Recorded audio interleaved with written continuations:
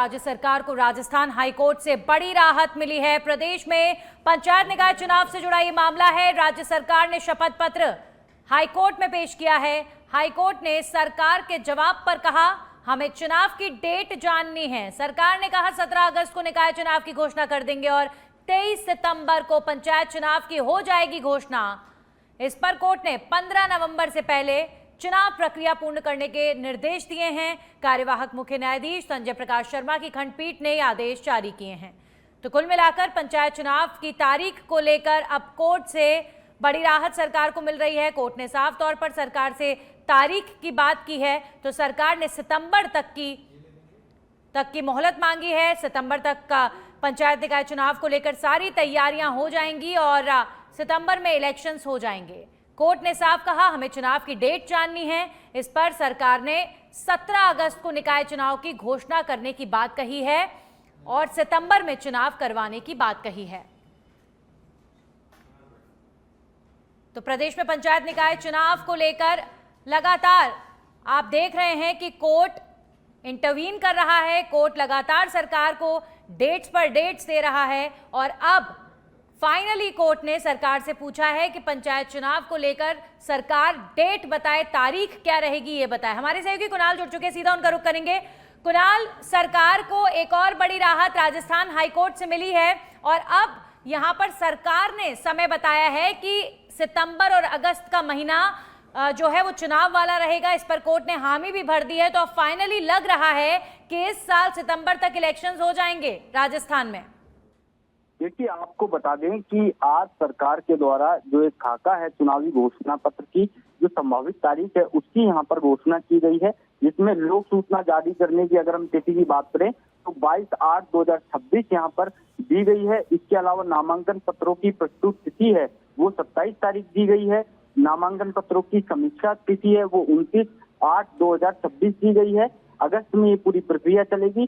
Court का जो ये पूरा आज सुनवाई हुई उसमें ये तर्क दिया गया है कि जो पंचायती राज चुनाव में जो चुने हुए प्रतिनिधि हैं वो आम जनता की बात सरकार तक पहुंचाने का काम करते हैं। ऐसे में लंबे समय से सुनवाई चल रही थी। आज सरकार ने संभावित जो तारीख है एक खाका कोर्ट में प्रस्तुत किया है। इसके अनुसार 15 नवंबर से पहले नगर निगम और पंचायत जो चुनाव है वो यहाँ पर करवाए जाएंगे। इसके लिए तमाम जो है दलील यहाँ पर दी जा रही थी। एक कह सकते हैं कि जो एक खाका है वो यहाँ पर प्रस्तुत कर दिया गया है। कोर्ट में महत्वपूर्ण सुनवाई के दौरान जो याचिकाकर्ता हैं उनकी तरफ से लगातार ये मांग की जा रही थी कि सरकार जो है टालने का प्रयास करे, लेकिन आज सरकार ने अस्थायी रूप से जो तारीख है उनकी घोषणा कर दी और कोर्ट ने इस पूरे मामले पर सख्त टिप्पणी करते हुए। चलिए, शुक्रिया कुणाल आपका तमाम जानकारियों के लिए।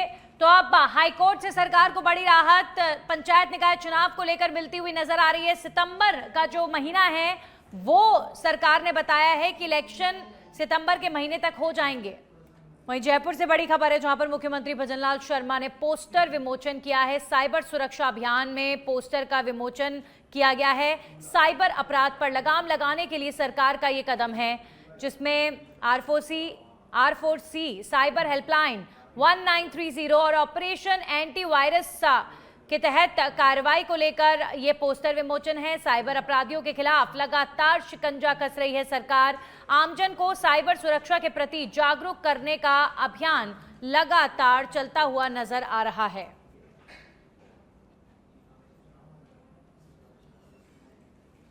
राजस्थान के प्रसिद्ध न्यूज चैनल सच पे धड़क के नए प्रबंधन ने जल संसाधन मंत्री सुरेश रावत से उनके सिविल लाइंस स्थित सरकारी आवास पर शिष्टाचार मुलाकात की है। इस दौरान जनहित, पत्रकारिता, सामाजिक सरोकार, प्रदेश के समसामयिक मुद्दों समेत पेयजल योजनाओं और आमजन की आवाज को मजबूती देने के लिए तमाम ऐसे विषयों पर चर्चा हुई है। मुलाकात में channel head Ramakant Chaturvedi, director Sunil Sharma और पॉलिटिकल एडिटर लाल सिंह फौजदार मौजूद रहे। चैनल प्रबंधन ने निष्पक्ष, निर्भीक और जिम्मेदार पत्रकारिता के मूल्यों के साथ काम करने का भरोसा दिलाया। वहीं मंत्री सुरेश रावत ने नए प्रबंधन को शुभकामनाएं देते हुए जिम्मेदार पत्रकारिता की भूमिका को महत्वपूर्ण बताया। मुलाकात के दौरान चैनल प्रबंधन ने मंत्री सुरेश रावत को भी चैनल स्टूडियो आने का निमंत्रण दिया है, जिसे उन्होंने सहर्ष स्वीकार करते हुए जल्द ही चैनल विजिट का आश्वासन दिया है।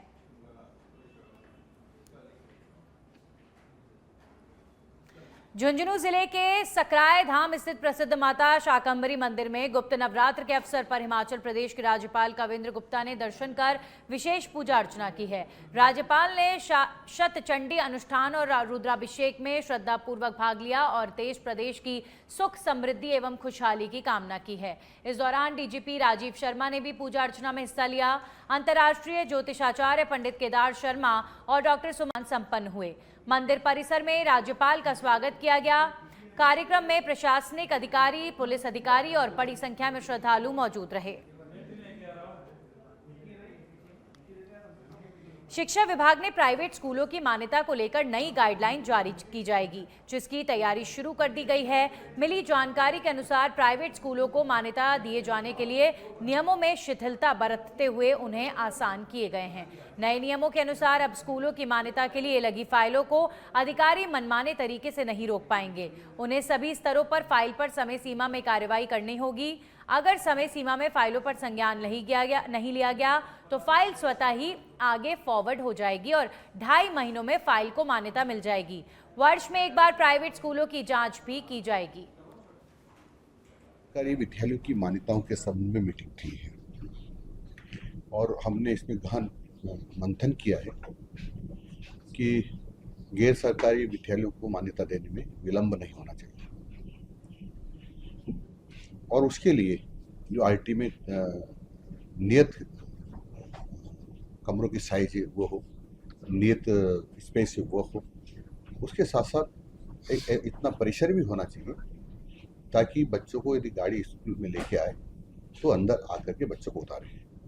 बाहर उतारने से उसको एक्सीडेंट होने के खतरे रहते हैं। दूसरा है कि प्रार्थना स्थल भी हुआ, क्योंकि एक कमरे में पूरे स्कूल की प्रार्थना नहीं कराई जा सकती।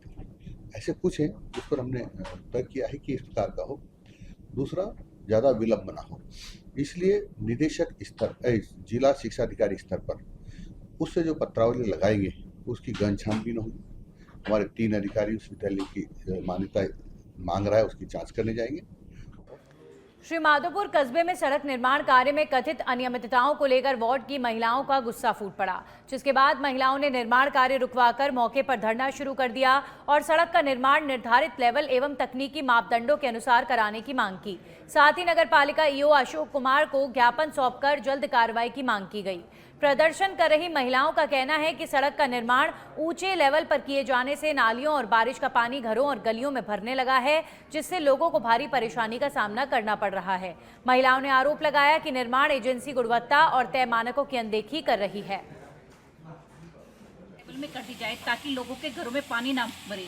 अब हम छोटे छोटे बच्चों को लेकर यहाँ पर खड़े हैं, लेकिन प्रशासन हमारी सुन ही नहीं रहा है। प्रशासन को अवगत करा दिया गया है, रोड पहले की तरह लेवल में ला दी जाएगी। धौलपुर जिले में झमाझम बारिश ने मौसम का मिजाज पूरी तरह बदल दिया है। रुक रुक कर हो रही बारिश से लोगों को उमस भरी गर्मी से राहत मिली है। पिछले कई दिनों से पड़ रही तेज धूप और गर्म हवाओं के बाद बारिश ने लोगों के चेहरों पर मुस्कान ला दी है। बारिश के चलते शहर की कई सड़कों पर जलभराव की स्थिति बन गई। मुख्य बाजार, बस स्टैंड और कुछ निचले इलाकों में पानी भरने से लोगों को आवागमन में परेशानी का सामना करना पड़ रहा है। शहर में गड्ढों की वजह से लोगों को दिक्कतों का सामना भी करना पड़ रहा है। उधर एनएचआई की लापरवाही की वजह से एक युवक बाल बाल बच गया।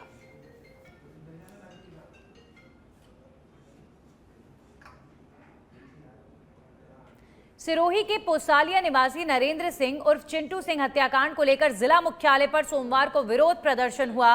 मुख्य आरोपी समेत 9 फरार आरोपियों की गिरफ्तारी की मांग को लेकर राजपूत समाज के सैकड़ों लोग कलेक्ट्रेट के बाहर धरने पर बैठ गए। परिजनों ने पुलिस कार्रवाई पर सवाल उठाते हुए जल्द गिरफ्तारी की मांग की है। धरने के दौरान मृतक की 70 वर्षीय मां, 3 बहन और दिव्यांग भांजे ने भूख हड़ताल शुरू कर दी। परिजनों का कहना है कि जब तक सभी आरोपियों की गिरफ्तारी नहीं होगी तब तक आंदोलन जारी रहेगा। गौरतलब है कि 8 मई को हमले के बाद 12 मई को नरेंद्र सिंह की मौत हो गई थी।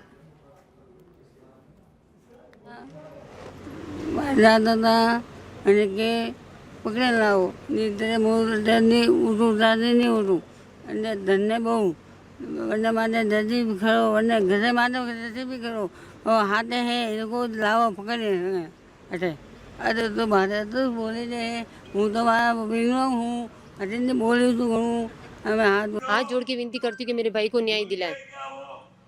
मुझे मुजरिम पकड़ने चाहिए। एक 15 दिन का टाइम दिया था, उसके बाद वो 15 दिन खत्म हो गया, उसके बाद 1 महीना हुआ, महीने के बाद में भी खत्म हो गया, अब वापस ये कि ये दिन है। अब क्या मुजरिम खुलेआम घूम रहे हैं। पुलिस प्रशासन से कोई बात हुई आपकी इस विषय में? हाँ, क्या बात है, पुलिस तो बिकी हुई है बस, दूसरा कुछ नहीं। पुलिस क्या करेगी? क्या करे, पकड़ेंगे क्या पकड़ेंगे? उनके लाओ, उनके परिवार को लाओ, उनकी बहन के लाओ, उनके बहनों को लाओ, उसके बाप को लाओ, उसके भाई को लाओ, उसके घर में है जो सबको लाओ। नहीं, आपसे नहीं हो रहा तो हमें बोलो, हम करते कुछ, हमें छोड़ो। आप लोगों की अब जो भूख हड़ताल करोगे या हमने भूख हड़ताल है हमारी, हम नहीं उठने वाले हैं यहाँ से, नहीं उठेंगे। मेरे भाई को नहीं आए। कितने लोग बैठे हैं यहाँ पर? मैं 3 बहनें हैं, मेरी माँ है और मेरा भांजा है, वो विकलांग है, माँ पैरालाइज है माँ, और बोल भी नहीं सकते। अब आपने भी देख ली हालत कैसी है इनकी। के मारे भाई ने न्याय मिलनो बस, सब मुजरिम है उन्होंने पकड़े सामने लावे खड़ा करना।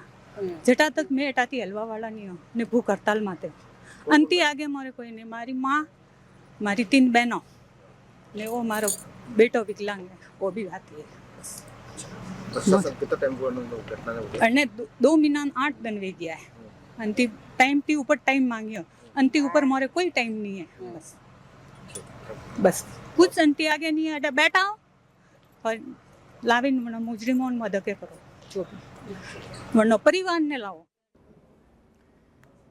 झुंझुनू के इंडाली गांव में एक ही रात ग्राम सेवा सहकारी समिति और ई मित्र केंद्र में चोरी की बड़ी वारदात सामने आई है। चोर दोनों कार्यालयों के ताले तोड़कर करीब 1.5 लाख रुपए का सामान और 6,000 रुपए नगद चोरी कर ले गए। बदमाशों ने वारदात से पहले सीसीटीवी कैमरों की केबल काटने का भी प्रयास किया। ग्राम सेवा सहकारी समिति से प्रिंटर, पीओएस मशीन, मोबाइल और अन्य उपकरण, जबकि ई मित्र केंद्र से laptop, printer, lamination machine, finger device समेत कई सामान चोरी हुआ। सूचना पर पुलिस ने मौके का निरीक्षण कर मामला दर्ज किया और जांच शुरू कर दी है। एक ही रात में 2 जगह चोरी की घटना से ग्रामीणों में गुस्सा है और रात्रि गश्त पर सवाल उठ रहे हैं।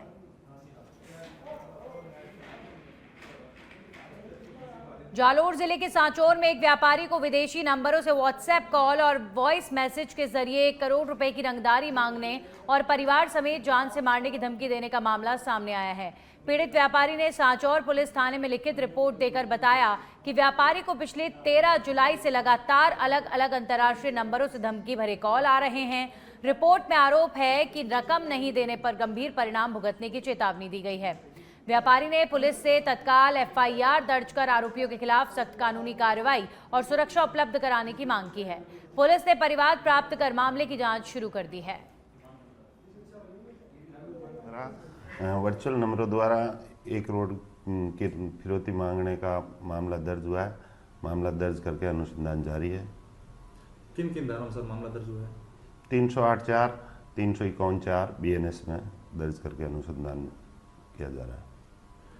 क्या सर आगे पीड़ित को पुलिस के द्वारा कोई सुरक्षा मुहैया कराई जाएगी? बिल्कुल, आवश्यकता अनुसार उनको सुरक्षा उपलब्ध करवाई जाएगी। है कि 13 तारीख की बात है, मेरे पास 2-2:30 बजे आरजू नाम से किसी व्यक्ति का फ़ोन आया था। उसने बोला कि मैं लॉरेंस का आदमी बोल रहा हूँ, ठीक है, मुझे 1 CR आपसे चाहिए। तो मैंने उनको यही बोला कि मेरे पास ऐसा नहीं तो ऐसा कोई बड़ा बिजनेस है जो आपको पैसे दे सकता हूँ। मेरी छोटी मोटी दुकान है, उससे काम चलाता हूँ। मेरे पास नहीं तो 1 CR है, कुछ नहीं है मेरे पास। बस ये बात हुई तो उसने बोला कि मुझे निकालना आता है पैसा। मैंने कहा ठीक है।